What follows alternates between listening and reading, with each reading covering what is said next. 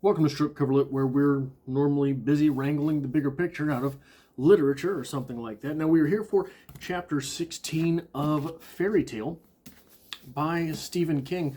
We are trucking along. I believe we're about halfway through the chapters now. And what we have here is we will have a couple comments from the comment section of last video, which we will address. Then we will have a So What Happened portion where we just talk about the goings on in the chapter itself. Then we will have a lit crit portion as well as a writer's circle type portion where we treat the book as if it were turned into our writer's circle and we talk about it. Now, the first thing, Mike chimes in and says he enjoyed the discussion about how Charlie manufactures his own enemies. Remember, Chris Pauley, he broke his wrists, threw him on his way. This still isn't straight. That's fine. It'll be okay. I'm kind of crooked anyhow, huh? Also, with the... I can't remember the fella's name, but he was referred to as a dwarf. He was referred to as a dwarf, I believe, in the story here. And he was threatened and demeaned and sent on his way. And we have every reason to believe that fella's going to come back and be a thorn in Charlie's side in the future. I don't know how to fix this, guys. I'm so bad with this sort of stuff. The thing that gets me about that, and I didn't even realize this, I'm going to make you seasick because this is bogging me. The thing that I realized about that part of this story after that video was it sort of correlates with a discussion that we had a few weeks ago where we were likening the fairy tales of olden times to, for example, comic books today. And in comic books and comic book movies and comic book lore, oftentimes our hero and our villain are friends. In fact, oftentimes our hero has some hand in the creation of our villain. The easiest one to point to is when we look at the original 1989 Batman movie. Now, the Joker in the comics has myriad origins, if we know those origins at all. But in that movie, he was a gangster that is thrown into a pot of boiling goop by Batman, inadvertently, but still by Batman. And in that movie, Batman is there to watch Jack Nicholson, pre-Joker, shoot his mother and father. Now, in the comics, it is not actually the Joker that does that. It is a different character. But we have that same sort of thing going on here. We have no reason to believe that either Christopher Pauley or the dwarf character are gone. They're going to come back. So we have to believe that here, though they were both pretty scummy guys, our hero did not... Oh, what is the 48 Laws of Power... It's like Law 15 or something, is extinguish your enemy completely. And I think that Robert Greene, mentions that it comes from Sun Tzu. I believe it's from Sun Tzu. But when that mercy is shown, and it was mercy, right? Because in the instance of Christopher Pauley here, that guy could absolutely have been murdered, taken to the underworld, and disposed of with massive cockroaches. No one ever would have been the wiser. With the dwarf fella, I'm not sure what the consequences would have been.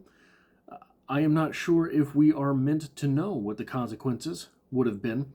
It strikes me that that fellow was probably nobility, especially if you don't know. Stephen King and George R.R. Martin, if they're not friends, they at least know each other. There is a few years old interview between the two of them on YouTube you can find. Definitely interesting stuff, definitely worth watching if you consider yourself a writer. I wouldn't say that it's necessarily that important a watch if you are in the fandom of Stephen King or in the fandom of George R.R. Martin. But as a writer, watching the two converse is definitely something worth doing. There is a point where George R.R. Martin, if you know anything about his reputation, asks Stephen King, how do you write so fast? And it's just so funny. But the second comment we have here is from Sex69.fun, who says, free girls in your city.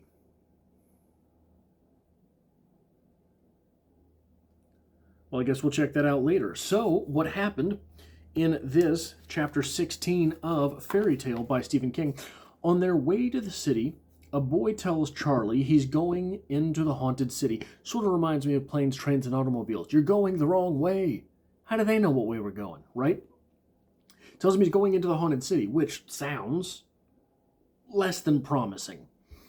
Pressing on a little further, we meet Claudia, who makes an entrance in a billowing getup and a three-wheeler. And it turns out she's deaf. And she's not just brusque. She's one tough cookie. And takes out the wolves, the wolvies that we have been threatened with. She takes them out with a crossbow whenever she gets the chance. She's just got some of them piled up, we imagine. We are left to imagine, because I don't think it's in the text, we are left to imagine their heads on pikes. Send a message to the other wolves. She then tells Charlie, where am I at here? I'm sorry, I lost my place. Charlie stays with her the night, and then she tells Charlie he's got another overnight. And he's going to have to spend it in a storage shed. A storage shed outside a gate, which can only be opened with Leah's name. Okay. We're getting into that sort of stuff. A little later, the wolves attack, but Adrian had brought Claudia a massive sound system. Finally, Claudia sends Charlie on his way with her three-wheeler. Thump, thump, thump.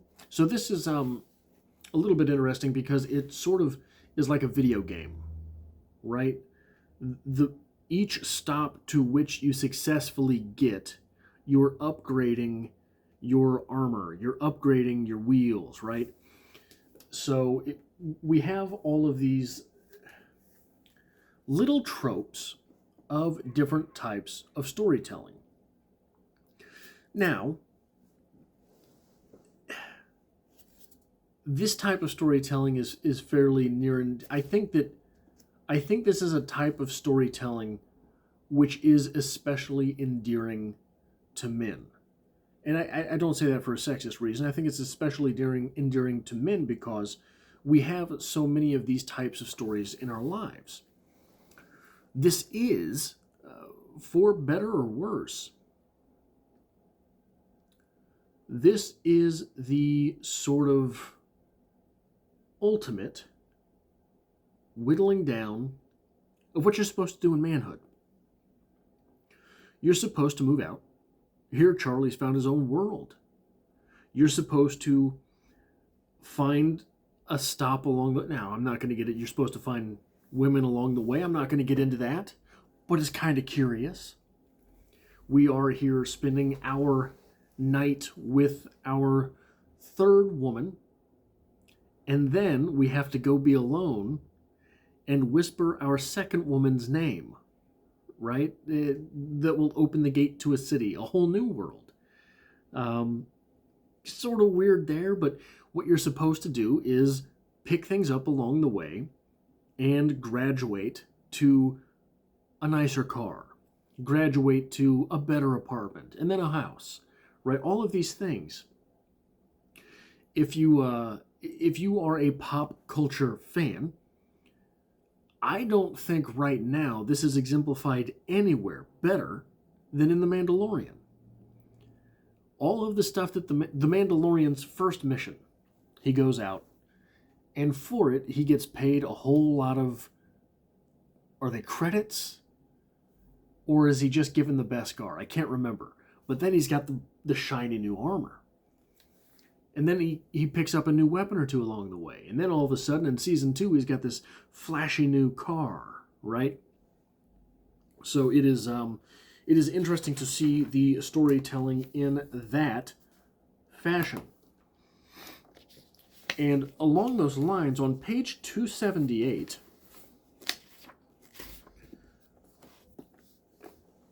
the first full paragraph reads as such. He's talking about his dad. Charlie is talking about his dad hearing about, or missing him. I hated the idea of him worrying, but there wasn't anything I could do about it. I had made my decision, and besides, I have to say this if I'm going to tell the truth, I was glad to be here. I can't exactly say I was having fun, but yes, I was glad.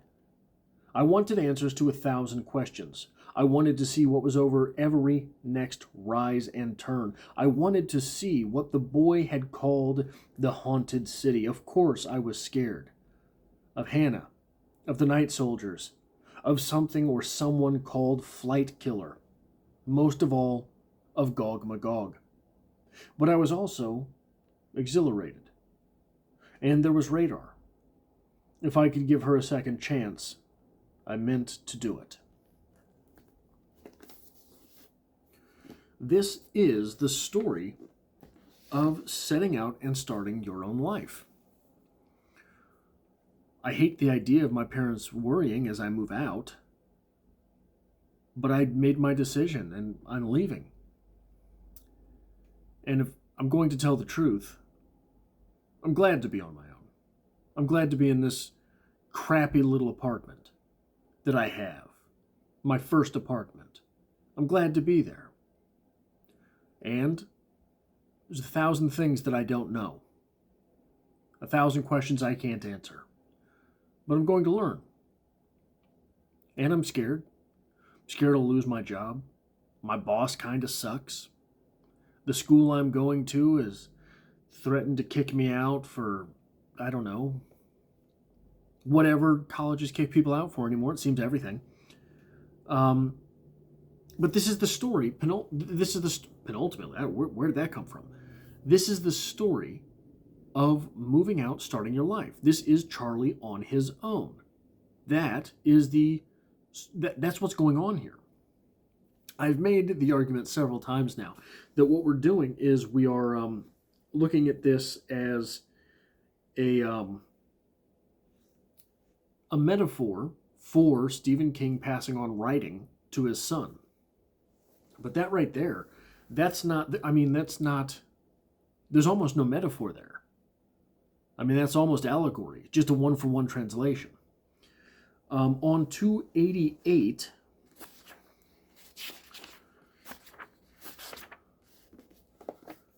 we have from Claudia, pay no mind to the voices you may hear, as he's going on his journey to the city. Pay no mind to the voices you may hear, for they are the voices of the dead, and worse than the dead. That's going to come back around. You can believe that's going to come back around. That's not just in there by accident. In the next page there, or 2 pages later, Claudia echoes, doesn't mirror, but sort of echoes that sentiment when she says to him, I only hope I'm not sending you to your death, or worse. That, too, will come back around. This might be a short episode, guys. So I wanted to, I should have talked about this first. I forgot to annotate this in my notes here. But I think it is almost necessary to ask the question, because it's been posed to us several times by the narrator. Why is Charlie so hard up to help this dog? He keeps making up excuses. It's, I love her, to be honest. I love the dog. Or, it's what I told Bowditch I would do. All of these things. And I'm glad Stephen King puts those things out there, because otherwise this doesn't really make any sense. But I have a simpler explanation. There is an old saying, and that old saying is that character is what you do when no one is looking. Now, Charlie's doing all of these things in front of people, for sure. There is everyone that could be impressed along the way. The problem is, no one's been impressed.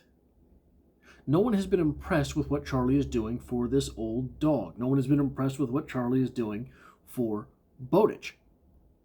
In the memory, by the way, of Bowditch, not for a living fella. No one's been impressed. But character is what you do when no one is looking. And I think that's a pretty good, as far as cliches go, that's a pretty good one. As far as live, laugh, love, grade, life advice goes, character is what you do when no one is looking, is pretty good. Or character is how you treat someone that can do nothing for you. The dog can't do anything for Charlie. These are both these are both phrases that could be powerful when imbued upon someone who is younger, right? In those moments where you could be cheating, or you could be, if you were an athlete, you could be not doing your lifts in summer lifting, or when you are at a restaurant, how you treat the waitress. Right? These sorts of things. If those words are with you pretty much all the time, they start to shape you. And it is hokey, for sure. But we're dealing with a fairy tale. Fairy tales are constructed to pass along the hokey in a memorable fashion. Fairy tales are constructed to pass along the hokey in a memorable fashion because the hokey isn't fun. So we have to have the fun tale around it. But the hokey, while it is not fun, is often correct. 292, I have an interesting story from history, insofar as the story is real. I don't know the veracity of this story. This is when Claudia is facing the wolves attacking her house. She leads Charlie someplace and shows him a contraption. She flipped the switch. The result was hammering blasts of sound like a bunch of car alarms, magnified 50 or 100 times. I put my hands over my ears, afraid that if I didn't, I'd wind up as deaf as Claudia was. Prepositional phrase. After 10 or 15 very long seconds, she flipped the switch down. I took my hands cautiously away from my ears. In the big room, Radar was barking like mad, but the wolves had stopped. 6 speakers. They'll be running around into the woods with their tails are on fire. How do you like it, Charlie? Was it loud enough for you?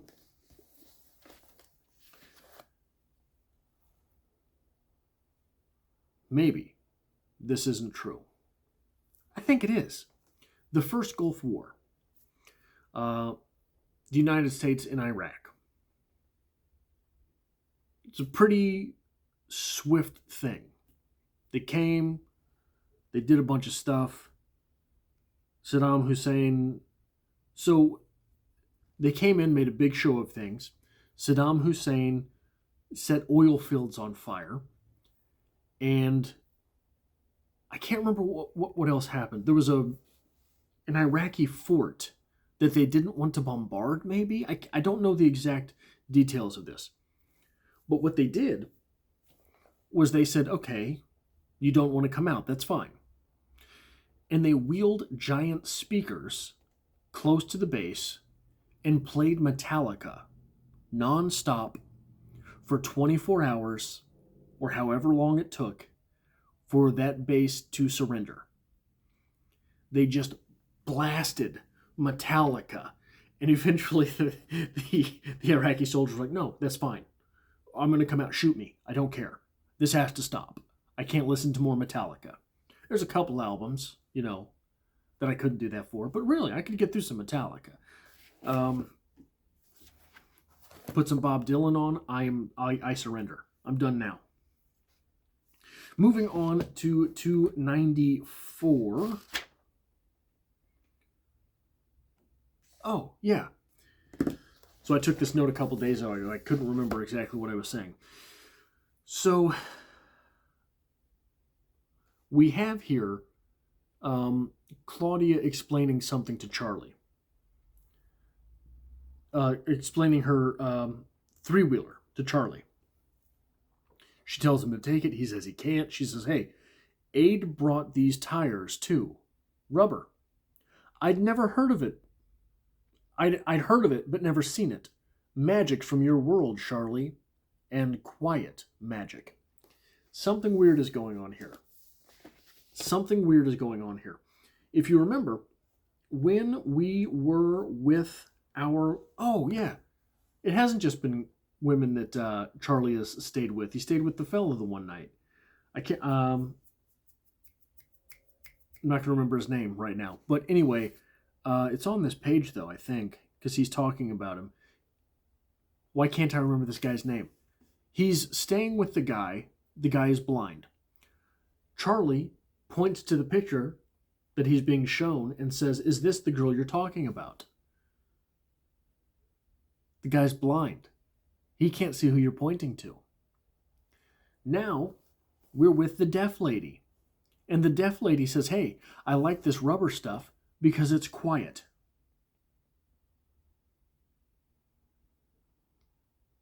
Something's going on here. Something is weird here.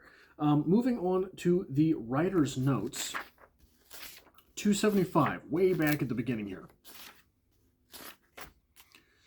Very first paragraph. Radar and I approached the fork, which was marked by a signpost that pointed to Kingdom Road on the right. The one marking the seafront road had come loose and pointed straight down, as if seafront resided underground. Radar gave a rusty bark, and I saw a man and a boy coming from the seafront direction. The man was hopping along on a crutch, his left foot wrapped in a dirty bandage, and barely touching the ground every few steps. That's foreboding, right? So this is the same couple that we talked about earlier where the boy tells him, hey, you don't want to go there. That's the haunted city. So, how does Stephen King work the foreboding paragraph into our sense and sensibilities heading in to chapter 16? Literally, by taking the first sign of the place, the sign itself, and making it look like it's pointing to hell. The sign is broken, the arrow's pointing down. If it's underground, that's Sheol, right? We're talking about hell here. So by taking that sign and then giving us people coming out of hell, and the people coming out of hell are saying, hey man, you don't want to go there. That works. It's simple, but it works. It's sort of, that move sort of reminds me of professional wrestling, right? The bad guy comes out and he's in your town and he says, Kansas City sucks. Well, I gotta boo this guy. And the good guy comes out and says, Kansas City, it's good to see you. Well, here's my guy, right? This is so simple, but so effective. And on 284, we have Charlie talking about Claudia.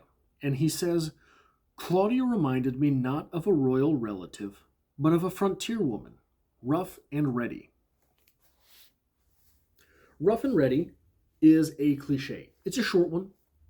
It's a small cliche. It's just 3 words. How can it be an actual cliche? You know what it means. It's a cliche. It can be a cliche at just 3 words. But how do we weight that?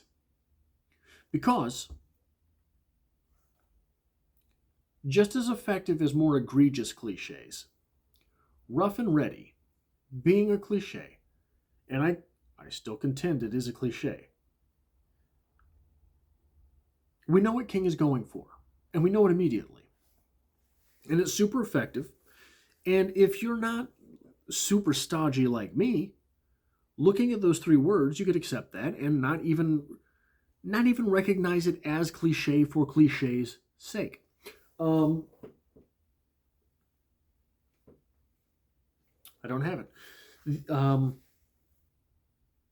Now is the Hour, which is a book by Tom Spanbauer, which sucks because it rhymes, so everybody thinks when you say it, it's Now is the Hour by Tom Spanbauer is the name of the book. But Now is the Hour, I believe that's the book it's in. The speaker constantly talks about his mother's fingernails as cut to the quick. That's a cliche. Tom Spanbauer doesn't use cliches, but he used that one. Cut to the quick. Why? Why did he use that one? Well,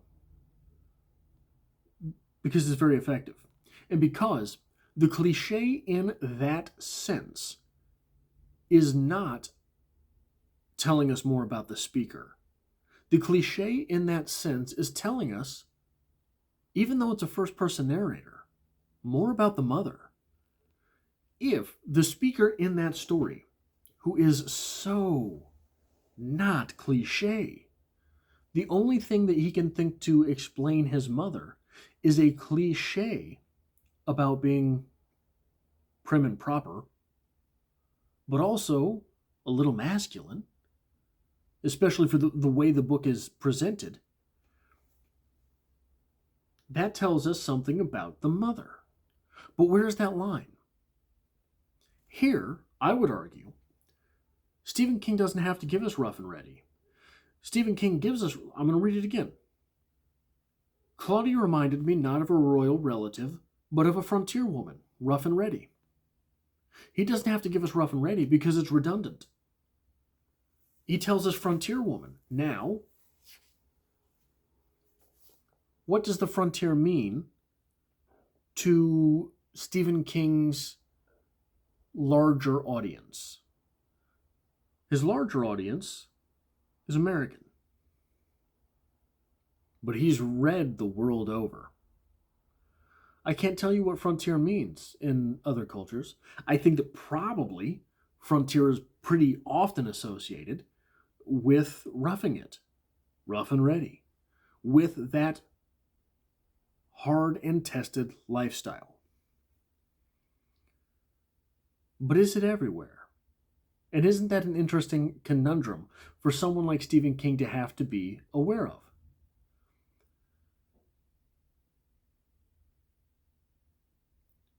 I would argue that because comparing her to a frontier woman is so obviously saying she was a survivor, that's what she was cut out to do, is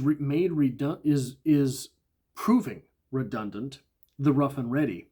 You can then, even if you're trying to tell us all about that character as opposed to about your speaker, you can take that out. I don't know what happened to my Now is the Hour. Do I not have it? Anyway, that's all I have for this episode. We will be back, I believe, Wednesday, so long as I can get off my butt. We will be back Wednesday with Chapter 17 of Fairy Tale by Stephen King, and I hope to have you there.